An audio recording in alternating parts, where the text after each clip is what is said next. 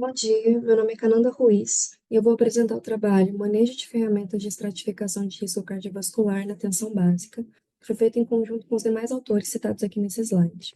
Bom, primeiramente é notável que as doenças cardiovasculares se constituem como uma causa importante de maior mortalidade no Brasil, e dentre seus fatores de risco a gente cita a hipertensão arterial sistêmica e o diabetes mellitus, e visto que essa é uma questão de grande relevância, foram desenvolvidos ao redor do mundo scores de risco para identificação e prevenção das doenças cardiovasculares.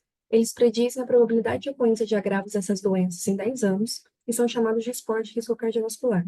No Brasil, a ferramenta considerada padrão ouro é o score de risco global de Framingham, entretanto, o uso dela é limitado pela necessidade de exames séricos de colesterol para a estratificação do risco. E na tentativa de resolver esse problema, se pensar uma realidade com poucos recursos, algumas estratégias vinculadas à Organização Mundial da Saúde vêm propondo modelos que substituem esse dado sérico pelo índice de massa corporal. E é nesse contexto que surge uma calculadora chamada HEARTS, uma ferramenta desenvolvida dentro de uma estratégia chamada Hearts nas Américas, e essa estratégia é voltada tanto para a prevenção quanto para a identificação das doenças cardiovasculares no âmbito da atenção primária à saúde. Os objetivos desse nosso trabalho, então, foram relatar experiências do projeto CardioRisco quanto ao manejo dos cortes global e da HEART na estratificação do risco cardiovascular na PESC São João del Rei. Quanto à nossa metodologia, o público-alvo do projeto foram pacientes hipertensos ou diabéticos entre 40 e 74 anos, atendidos na PESC do município, sem agravos cardiovasculares prévios.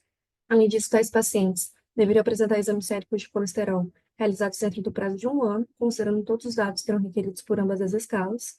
Foram selecionados nisso 10 unidades básicas de saúde, localizadas no perímetro urbano da cidade. Além disso, criou-se um protocolo de padronização da coleta, incluindo orientações para a estratificação do risco em ambas as escalas e também um questionário para o registro dos dados dos pacientes. A coleta foi realizada durante 2 semestres e, no final, a amostra obtida foi de 89 pacientes. Quanto ao relato da nossa experiência, a gente obteve uma amostra majoritariamente feminina, não tabagista, com idade acima de 60 anos e com dados de IMC elevados. Quanto ao manejo da coleta, o grupo encontrou uma dificuldade, então a obtenção de exames séricos de colesterol atualizados foi um fator que dificultou o manejo do score de risco global dentro da PS durante o período da pesquisa. Então, o grupo teve inúmeros pacientes, obteve inúmeros pacientes que podiam ser estratificados pela escala de Hartz, mas não pela escala de Framingham. Além disso, a gente obteve uma população pouco esclarecida sobre o conceito do risco cardiovascular e do porquê de se fazer essa estratificação, qual que é o papel dela na prevenção dos agravos das doenças cardiovasculares. Em contrapartida, a possibilidade de substituir o dado sérico do colesterol pelo valor do IMC, que é um parâmetro adotado pela Hartz, proporciona uma ampliação da abordagem da pesquisa com cidadãos. Além de ser uma ferramenta de fácil uso, os dados necessários para a estratificação na Hartz, eles podem ser obtidos em uma única consulta.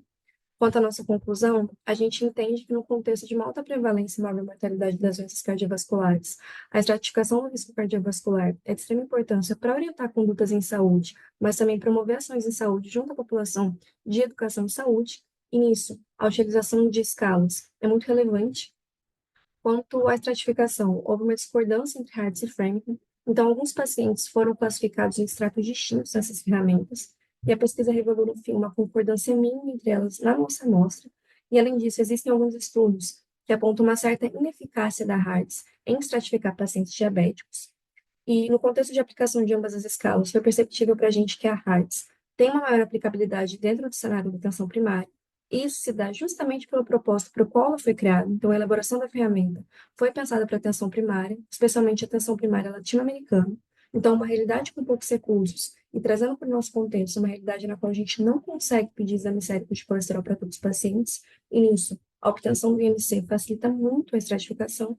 Entretanto, algo que pode ser observado é que tais modelos, para serem utilizados no Brasil, eles precisam ser calibrados com dados brasileiros sobre a incidência e sobre a incidência de agravos das doenças cardiovasculares. Então, as equações matemáticas que regem essas ferramentas precisam ser calibradas com esses dados, dados que muitas vezes são subnotificados no país. Então, o que a gente defende a partir disso, além de uma possível melhora desse sistema de notificação, é a criação de ferramentas que sejam adaptadas para a realidade brasileira, para diminuir a dependência de referências externas. Então, entender como que a gente consegue criar instrumentos que possam ser aplicados na peça de modo facilitado e ferramentas que sejam pensadas para entender, por exemplo, quais fatores sociais, econômicos e culturais influenciam a ocorrência das doenças cardiovasculares no Brasil.